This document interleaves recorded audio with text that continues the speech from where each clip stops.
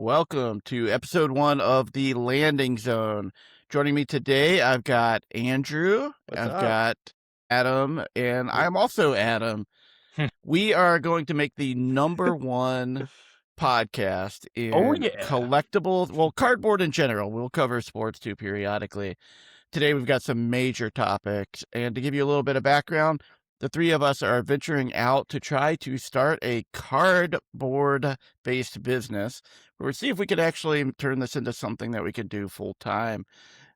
All right, the first topic. This is one that's near and dear to my heart.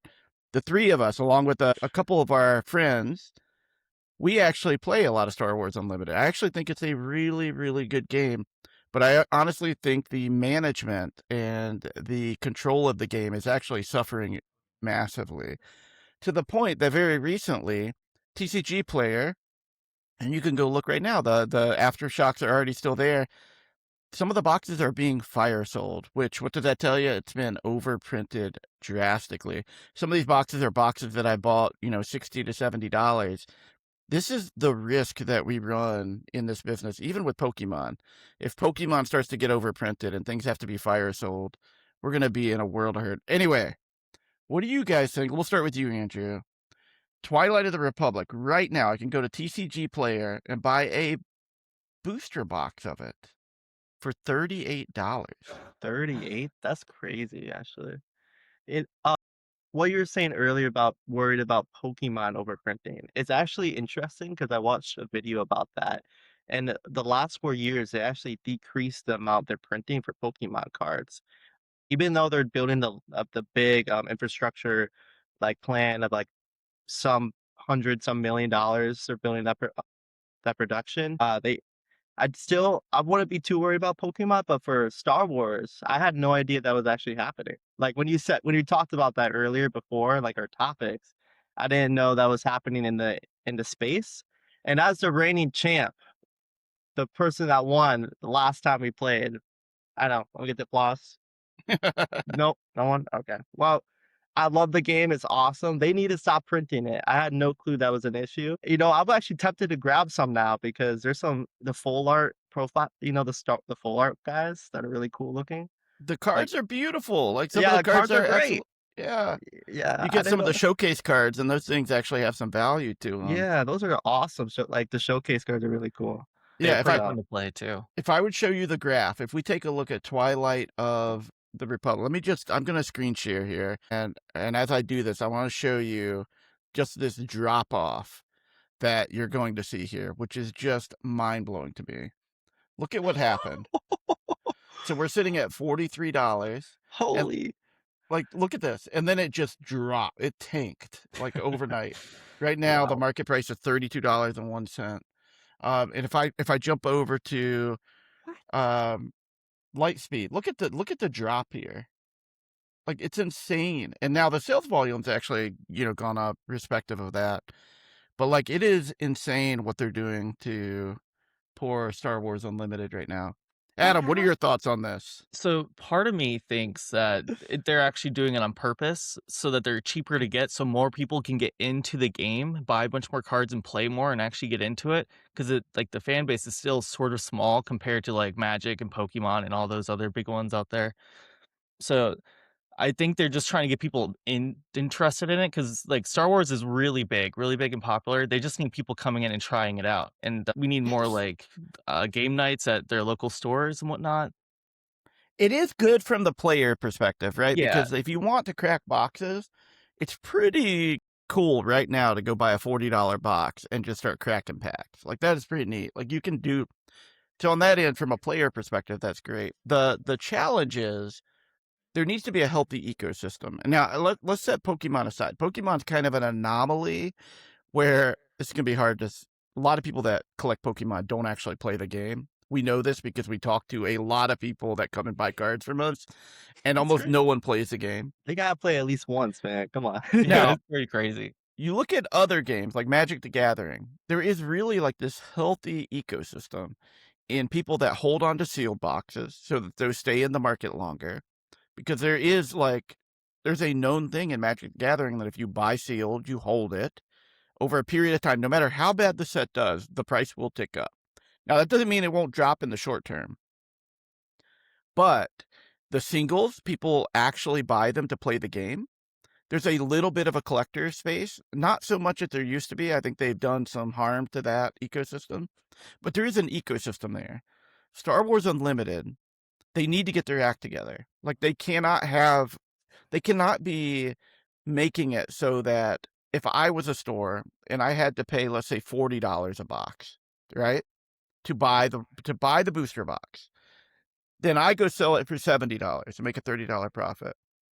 And then all of a sudden they get fire sold for less than what I pay for them as a distributor, like as a store. Like Yeah. that harms the businesses that are, and honestly, it's going to do so much harm that stores are going to be scared to actually pull this inventory in and have it on their shelves.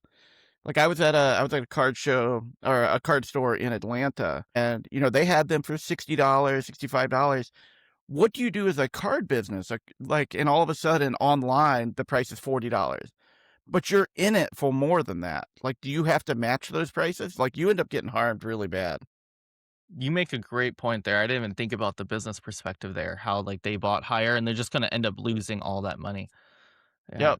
Yeah. Or you have to hold it and hope the price recovers, and then you've got inventory and revenue tied up. And you don't even know if it'll carry, because it's like Star Wars Unlimited is like a more newer product, or kind of like Keyforge. You know how like Keyforge, so it had like this big spark. Like we did a channel earlier about Keyforge, and then it kind of died off. Wasn't that also because they overprinted So the? Keyforge was it's a tough one. They did actually overprint some, but really what ended up getting Keyforge was the pandemic. It ended up hitting us pretty hard there, and then so like we had a pretty like fun local community, and we had a podcast we were running then about Keyforge.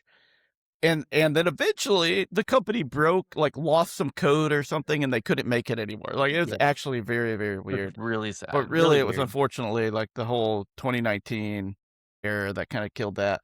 But it's just wild. I think it's worth everyone knowing about it. Like Star Wars Unlimited, amazing game to play, great artwork. There are some cards that actually have value. In fact, we've sold a couple on some of our storefronts. Yeah. Cards that we actually pulled as we were playing, like we've been able to sell a couple. So I mean, It was a lot of fun. there are some valuable cards, but they're really far and few behind. It really is the showcase cards that have the most value. All right. Any other thoughts on this? Otherwise, we'll move over to our second topic. That's honestly, that's sad. I love playing that game. I hope they learn from that, because I really like your perspective on the business standpoint, because now I don't know we'll be able to see it at like our local GameStop or any local shops with the Star Wars Unlimited, with the fear of that happening. So I You thought think that about was it for really well us, like said. if we were to start we plan to open up a card shop, here in the next year, and a distributor comes to us and says, "Hey, would you like to buy 100 boxes of Star Wars Unlimited? Here's the price of it." Are we going to want to put that kind of money into it with the risk of them fire selling it on TCG Player and or Amazon, which they've done there before too? So it's Yeah. just something to think about. They need to get their act together if that game's going to make it, because it is a good game. Like, it's a really fun game. It works good in free for all. It works good in team play. It's a fun game. All right, next topic. This is a big one, and it's one that I think we've been trying to understand a bit more. This is Whatnot. So the question here is Whatnot a fool's errand? Now, I want to tee this up for both of you, because all of us have done a ton of sales on Whatnot, and it is actually incredibly fun. But there are a few sellers that you'll see them, like, they get crazy. They will have bells that they hype. They will actually outright lie about the value of cards. And there are some that they rely on, they do no cancellations. They rely on quick speed, 5 to 10 second sudden death. They try to get the fear of missing out. But that is there's like a few handful of channels that I think do really, really, really well. But I feel like they kind of prey on the customer for the long term. And they're not going to survive the long game of the cycle. Now, for us, let's just take, for example, we actually had bought about $10,000 worth of inventory. Now, we wanted to test out something. We're like, we're just going to start everything at $1. And we're going to give away free packs every 5 minutes. So the free packs add up, plus you have to ship them. Promote Every Fees too. All the fees. Yep, all the fees. So we ended up selling, maybe I think the total was around. I think we sold $8,000 or $9,000 of that, minus all the fees, minus all the shipping and everything that we had to pay. We probably walked away with $6,500, $7,000. And why is that? So the theory is, even with hundreds of people in your channel, like I think we had 110 or so in there. The theory is people come to Whatnot for deals. And if you want to play the long game, you have to figure out how to make Whatnot work for you without taking massive losses. It was a great experiment for us to do, but walking away with a $3,000 loss or whatever is very painful for us as a business. So Well, so we did Andrew, buy it at a percent. What's up? what do you think about that? So that $10,000, that includes the percent we paid. So all With in, the percent. yeah, Okay. yeah. So what's your thought on this, Andrew? Yeah, I think Whatnot is an awesome platform where you can connect with people and build a community and an audience, but the fees are rough on there. And like me personally, I only go on Whatnot to get deals on products. Like this thing right here, a perfect example. I got this thing like $100 off of Whatnot with the acrylic. Like that's a hands down perfect example of that. Like you can get so many deals off Whatnot, and no one's actually looking to pay for market on things as a seller, when people are paying 70-80% of market plus the 8 to 10% fee, not even counting the giveaways, the shipping costs, shipping supplies. Like it is a very rough market. And I think we learned early on, like, hey, like it's not the best platform when it comes to selling. I actually made a whole video about it too in our channel if you want to check that out as well. I went really in depth about it as well. But yeah, Whatnot's rough. It is definitely rough. We transitioned to eBay. I just missed the community aspect of it. I wish we had infinite money, but we don't. Yeah. I would say I don't think we should give up on Whatnot completely. I think we have to figure out how to make Whatnot work for us. Right. I think like there's some amount of investment that we could do into Whatnot to just build that out to get the brand awareness up. And I think that's fine. But I think the thing that hurt us was like if you're doing smaller shows with $500 to $1,000 worth of inventory and you take a haircut on that, it's not the end of the world. But taking and doing a $10,000 show and taking the haircut on that because you're promoting, you're doing giveaways, and things are going under market. Because like, let's be honest, there were some cards that we sold we sold for 3 times the market price. Like that happens. Mhm. But we also had $400 cards go for $250. So like people will nitpick about like the small things going for over market, but you get hammered on the big stuff. So Adam, what are your thoughts on this? So I'd like to add on to Andrew's bit about how people are just on there for deals, and that's with me included. I'm definitely on there for deals whenever I'm buying stuff, but you have to know the market. And for all the smaller streamers out there, there's a lot of people in there that knows the market and tries to just stay in there for all the deals. Yep. All the huge streamers, it's just people that just wants to get the cards. They just want the pretty art. And so then just swipe and swipe and swipe, and they don't know the market on these cards. That's how like they're just jumping up like triple the price. But Man. there's some cards out there that people just want, like that they are willing to pay triple the market. Like the Charizard that we sold for triple the price in that one $10 show. It was People a really wanted it. They just kept swiping. I think it matters like the type of cards you're selling, if how popular they are, and then just trying to get a lot of people in there, preferably people who don't know the market.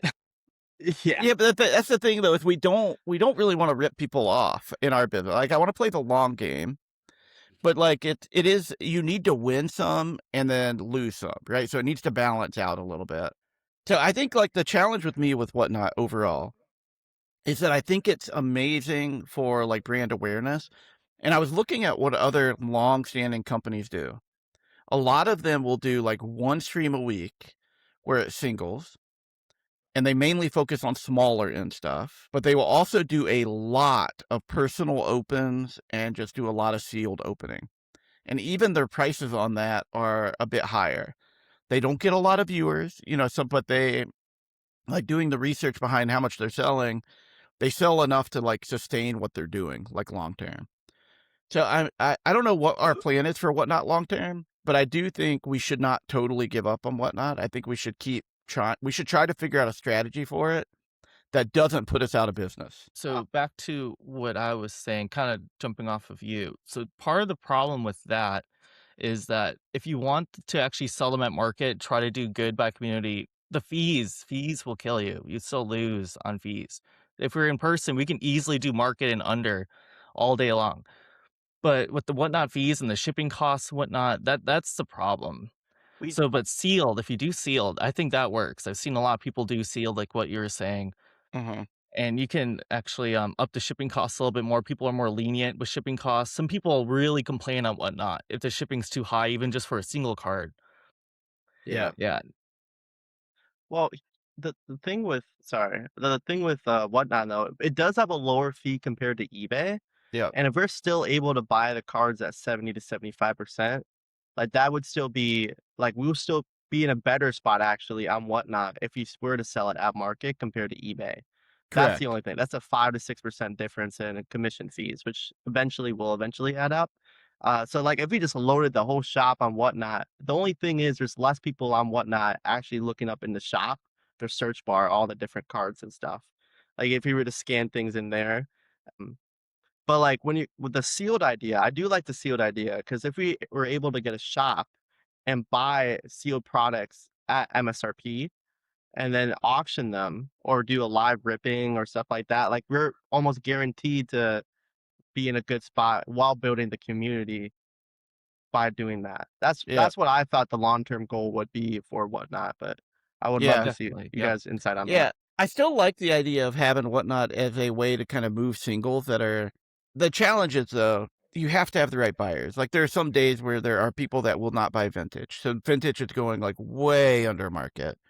There's some days where like baby shinies, for example, there's some people that will pay like premium for baby shinies. And then one day you'll have nobody in there and they're going for a third of what market is. So it's a really tough, like live selling is really, really, really tough, honestly. And you think about it, you've only got a window of, 50 people if you're lucky that are looking at it. And you need one of those 50 people to want the card. And actually, you need two of those people to want the card. So they bid against each other. But you get folks that I think are kind of preying on the community a little bit with like quality pools. Like if you mention anything about valuation or price, you'll get banned from them immediately. And Yep. so it's like, it seems like the people that are successful are preying on The people. people just don't know Yeah. the price.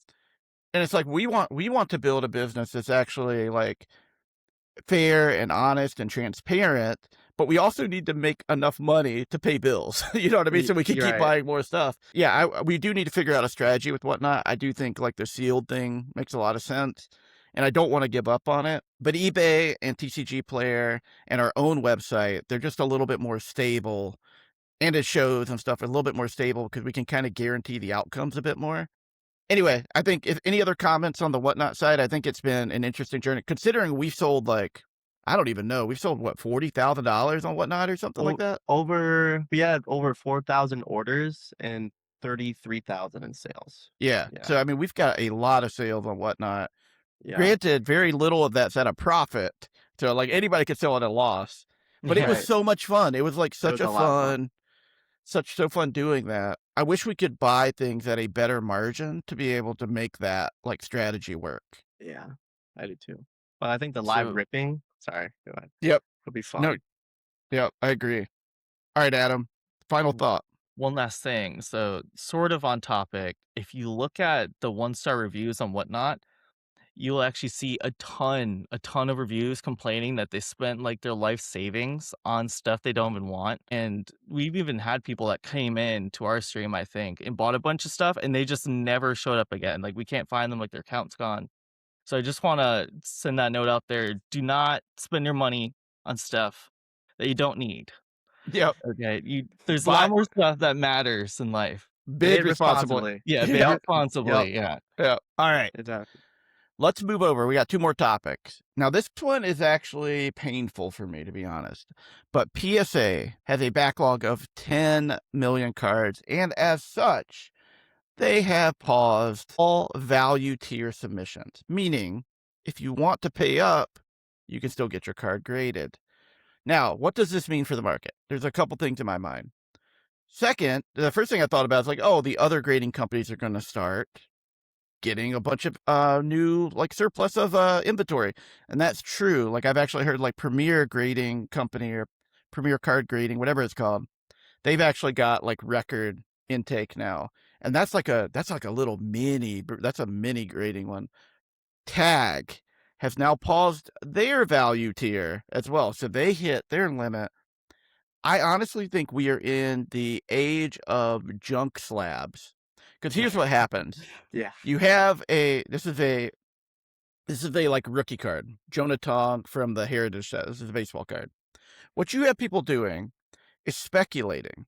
So what they would do is they would say like, oh, Jonah Tong, he's not like a high-end player, but you have a bunch of these high-end players that you send out a bunch of cards, you get them graded. 8 months later, you might get them back, and either it becomes a junk slab that's not worth anything, maybe because PSA 9 and below for sports, modern sports, is a nothing, or the player ends up hitting it big, and now you've got like a card that's worth $800 or $500, and so you can like cycle. It's almost like playing a lottery game to a certain degree. So I feel like and sports is not the problem, to be very clear. Pokemon is the problem. TCG is the problem. The majority of the intake for PSA is Pokemon. So I don't know how this is going to impact the market. I actually am a little bit worried that this could actually start cratering the kind of the volume of money coming in, because eventually the slabs are going to dry up. We've got a 10 million backlog that needs to still come in. So I don't think like there's still going to be new slabs coming into the market. 50% of them probably are worthless junk slabs, honestly. That's just my guess. So what do you guys think? Like, what do you guys think about pausing this? I think PSA, you could not get more negative sentiment about PSA, yet they are still getting record number of cards sent to them.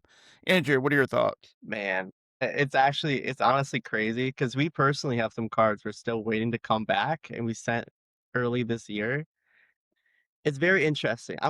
I'm curious too about how the market's gonna react. I've actually personally what cards that I've been investing into. I went heavy into slabs, but I've been transitioning my collection more into like sealed products and single cards. Like still have the binders full, but I've been moving more to sealed products. Because I feel like what you guys were talking about earlier is supply and demand. The seal is just gonna will just go up, and then I can get something I really want. But I wonder if graded cards are eventually gonna become a premium, where like when the newer sets come in, if they're gonna keep raising the prices, and they also raised the bulk from 20 cards to 50 cards, if I remember right, an extra Yep. $10 per one. Like, I wonder if having graded cards are gonna be like, "Whoa, you have a graded card? That's crazy," 20 years down the line, 10 years down the line. And Pokemon or TCG is definitely the problem. Like, I don't even what I saw on what I've heard, it was like the sports and like all sports wasn't even 1,000,000 cards or 2,000,000 cards of the backlog. It was literally like the majority of it being TCG, if I remember the numbers right. So it's definitely gonna be interesting how to see how the market reacts to that Yeah, and it aspect makes of me it. sad because I'm definitely a sports collector. Like I love my sports slabs, and the problem is PSA. You need the PSA slabs because they hold the price premium. So something has to crack to make that not be the case. Adam, Yeah. what are your thoughts? So I sort of disagree with Andrew. I don't think it'll become like a premium thing with the slabs. Like if someone has a slab, I don't think they're gonna be like, "Whoa, that's rare," You never because know. there's a lot of different grading companies people can choose, and a lot of grading companies are more better than PSA in my opinion. Like with Tag actually telling you the reason why a card is graded the way it is, that's just amazing. I think because I If was you going through some PSA graded cards, and I have no idea how they got a 9 when it should be like a 5. There's like noticeable stains all over the card or whatever. But anyway, so I think as like PSA keeps getting more backed up, slower and slower, and Tag now it's sadly being backed up too. I think the I smaller know. companies will start getting more popular. They might even raise their prices a little bit just because people have to go to them now for like to get graded if they want cards back faster. I don't think slabs are gonna be like a rare thing. I think people are just gonna shift their money, all their cards Well, a different direction. here's the problem with that is like, so when you're at a card show and you're trying to comp something, right? So you're like, okay, what's the value of something? There are so many PSA slabs and they move so frequently. It is incredibly easy for me to go look up like this shade rookie card. Like, how much did this sell for recently? Tag, PGC, CGC. It's a bit harder to track down because there's typically the volume of those cards is just so much lower. So if to really change, we would actually need some of these other companies to come in and prove that they actually can command a price premium. The only price premium that's in the market outside of PSA is really the black label Beckett. So that it's a tricky, like a really tricky situation. And I agree, Andrea. I go back and forth on it. I'm worried, like right now, when we go to card shows, there's vendors buying from each other. And we're just kind of like cycling money, right? We bought at 75%. Someone might buy from us for 80%. Eventually, hopefully, it ends up in the hands of a collector somewhere. You know, we are all collectors. Like, we all have our own personal collection. But a lot of money changes hands from between like vendors and stores and things like that. I wonder what's going to happen if slabs, if we end up with like a junk era of slabs where there's just so many slabs that have no value, because I mean 10 million is an insane amount to be sitting in backlog right now. Like, that Yeah. is, like, you think about that. How many slabs that is. And I mean I have a ton of slabs on the wall, like displayed. I have a ton of slabs in my case. Like, that is just a ridiculous amount. We have slabs that are be coming in from PSA, hopefully, probably getting the notorious PSA 6. So, Andrew, any final thoughts on this? I think it's an interesting thing to watch in our business. Yeah, it definitely is interesting. Man, I have something in my head. I was gonna say it. Got me blinking on it. I well, actually, I just remembered the history. I watched a video about like the history of TCG and slabs. And so what happened is collectors got scared in the 1980s because of the overprinting of football cards and baseball cards and stuff like that. And PSA, Pokemon was becoming a thing, and people were starting to create fake cards when selling, and people were like, "Holy crap, how do I tell if it's actually real or not?" And PSA was actually a sport grading company before. They were Correct. not actually like TCG. Like, they weren't known as the TCG guys. They were known as the sport guys. And Beckett. Beckett at the time too was like one of the premiums as well. But PSA kind of said, "Hey, I'll work with you, TCG. Let's make this work." And they came in and started grading cards, and then it just snowballed from there. I think people need that trust. I think slabs are probably good for the market because there are a lot of people that are trying to like pull fake cards, sell fake cards, and even have fake slabs at this point. There's some stories we've heard some people making fake slabs to the point. Like, I think people need to trust what they're buying, and that's why PSA has so much success. Even though there's some bad like media about PSA, and like don't get me wrong, like there are some things they did that are wrong, but like I think slabs are important in the market, and if there's like less supply of them, that's what I mean by like, whoa, you have a slab, because people are gonna probably be like, you got a slab, that means you like I can trust that, you're good. Like, I think the market needs that type of trust because that's what brought us to this point in the market is with all these slabs and trust as well. Like Yeah, people who don't even trust sealed as well. You Yeah. make a I think great point. you're 100% right. And I mean, as much as I like to pick on PSA, like the authentication process is very, very important. Like, especially when you're dealing Mhm. with higher end cards, like they have an authentication guarantee, which isn't really matched by anyone else currently. Granted, you can argue that's kind of like finicky at times with how it works. But when I go and I buy a big high end card, like a Mickey Mantle, like I want that to be PSA graded. Could I have a much higher belief that that is an authentic card, and the score is probably within 1 or 2 points of what it could be. Like, if I were to regrade it, maybe be down one or up one, and I'm fine with that. So the highest value, especially on my vintage cards, I put on the authentication guarantee. Less so about the score itself. I more like the way the card actually looks. I can look at I have a PSA 5 Mickey Mantle that I honestly looks super, super clean to me. So I could see, like, if someone told me that was a 7, I would probably believe it because it looks, that good. So I agree with you. I think it is an important part of the hobby. It's a shame it's gotten to the point where only the people that have higher end cards with lots of money can actually still get PSA grading. I think the minimum now is like $80 a card.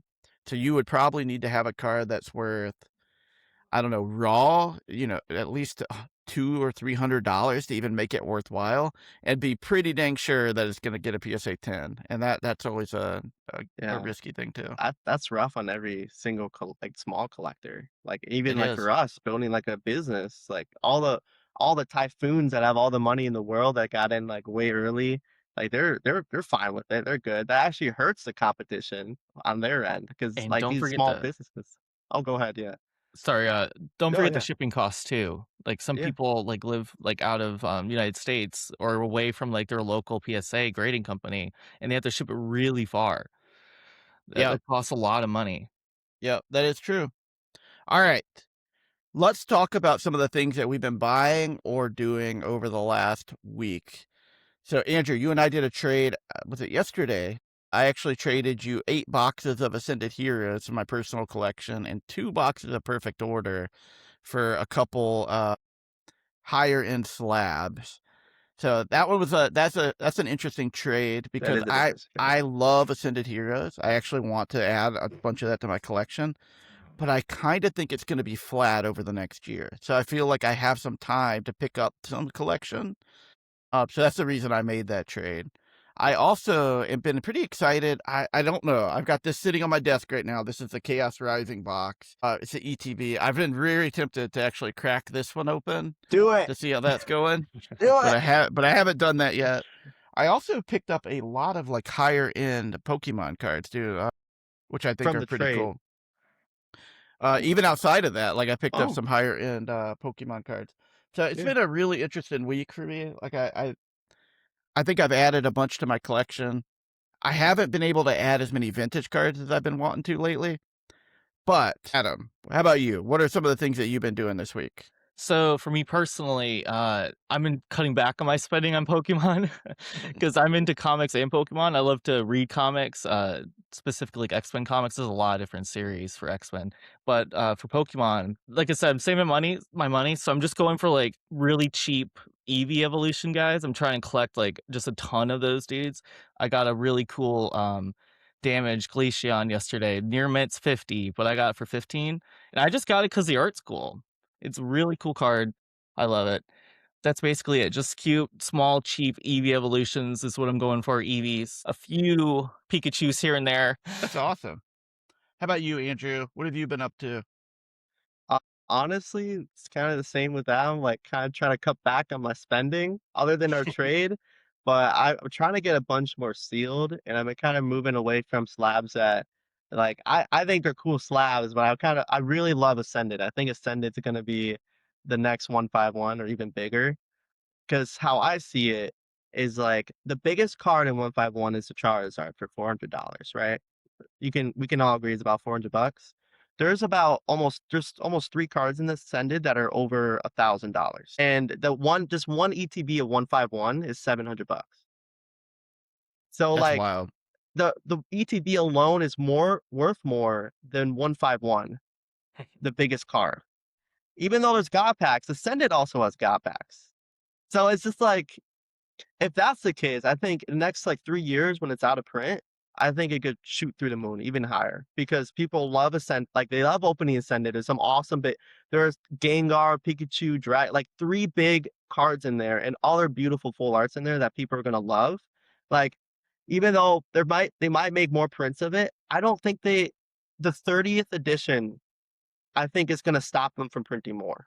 Maybe not Yeah. right now, but like I feel like what Ascended is awesome. So I'm trying to shoot for more of Ascended and still keeping some slabs like at the Screaming Psyduck and the Umbreon. Talking about So, PSA, Moonbreon, yeah. It's such a cool card. Yeah. But so how many boxes of Ascended do you have now? actually I can pull it up. I actually don't remember. He's got quite a few now. So I agree. I think I want to pick up more Ascended as well. There was But let's be real though. Like I could be totally wrong about this, just because I don't have all the inside information. But I have a feeling over the next 12 months, Ascended is going to have reprint cycles. It is just too good of a set. So we're going to see the price like steady drop, back up, steady drop. And so you really do got to play the long game with it. And I Yeah. agree that like you fast forward 3 or 4 years, Ascended is probably a $400 box, honestly, maybe a $500 box. Depending, as long as the cards hold the value that they're at right now. Yeah.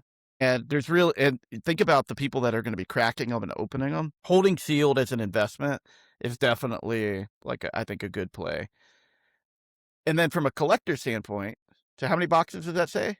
That is, I have 34 Oh, ETBs, and then I have 4 Pokemon Centers ones. I want to get more in dang, the Pokemon Center. And then I grabbed this off Whatnot for a good deal, the Paldea. that's awesome. Yeah. My problem with sealed is when I have a huge like cool ETB box, I don't want to hold it for like long term. I want to open it. I'm definitely more of an opening person, and I don't want to just hold stuff. I just I want get to that. open it, enjoy it, maybe get rid of the cards I don't like. And part of it is kind of scary if you're just holding it for long term, because you don't know. What if Pokemon just stops being like Pokemon? Like, what if it just crashes? No one wants it anymore. I doubt that, since it's super popular and they're still going to keep making games and TV shows. But the thought still crosses my mind. I'd rather just open it, enjoy it right away, and then risk having like losing a bunch of money later on. I get that. It's it's two different things, right? Like I'm a collector. Like I love cracking packs. I love opening things. But you still have to have ways to fund your hobby. And what better way to invest your money? Like you could go invest your money into a stock, or you could buy and hold sealed. And I know some people aren't a big fan of people doing that, but honestly, like if you're in this industry and you have the ability to pick up sealed price, it's not like we're scalping it from anyone. We're No, buying it off the secondary market. So we're buying it off a TCG player. We're buying it at shows. So it's not like we're able to go and get it for half price and then hold it like that. We're not doing no. that. But we're investing $180 per box. Like the ones I traded you, I think I paid between 160 and 170 for all of those. So I was up a little bit, but not really. I hadn't held them very long. So it's like one of these things that you just kind of have to like decide for yourself like what you want to do. I like both personally. I personally am a bigger fan of like holding the cards. I just feel like I have a lot more fun with the cards. But I think for long-term money guarantee, you can't go wrong with sealed products. And I probably will put another $3,000 or $4,000 into Ascended over the next year. If I'm wrong and the price like spikes over the next 2 months, I'm gonna be very sad. But I don't think I am gonna be. I'll trade for Mm. it. No, I'll I gotta trade my hold move. some of them. I I'll can't give trade you my all my. Movia. I can't give you all my sealed. Eventually, I got to start holding on to it. Yeah. I'm very low on my sealed product right now. All right. In closing, this has been a fun episode. Our goal is to make this the #1 podcast. So give us ideas and thoughts on things that you want us to talk about. We're building a business that honestly we can go into the details. There's a lot of things we're learning as we go along the way. And as always, we just want to say thank you all if you made it to the end here. Give us a like and subscribe. Andrew, any closing thoughts? You guys are great. I hope you guys have an amazing day. Keep collecting. It's a lot of fun. But whatever you're into, we're gonna try to get all the cardboard, and trade it, sell it, do whatever you want with it, and bring it to you guys. So I appreciate you guys so much, and I hope you guys have a great day. And now you can And close it too. and And Adam, how about you? Final thoughts. So anyone who plays Star Wars Unlimited, write down below and tell us what you think about it, because I think it's pretty interesting. I like the game. I like playing a lot more than Pokemon, even a tiny bit more than Magic the Gathering, which is kind of surprising. It's just I'm more whoa. attached to the characters, because I love all the TV shows and movies. So let us know Don't what you upset guys the think. comments. He said it. I didn't. Yeah. I will say it is very tempting for me to go grab a bunch of Star Wars Unlimited boxes, not for an investment, but just to crack them. What we typically do is draft or sealed. The problem is one of our friends moved out of town, so we're down a person now. I So that's know. unfortunate. All right. Didn't take my offer. Well, yeah. Andrew tried to buy their house for $40. It did not work It was out. 50. Cash. It's a $50. cash offer, actually. I upped it up too. And I have a $2 bill too. I think this might be worth a little something. You never know. It's It worth might at be least $3 $2. now. Yeah. It's worth Well, there's stream it on Alright. Whatnot. See how much it goes up for. All right, everyone. Till next time. Later. See ya. Peace.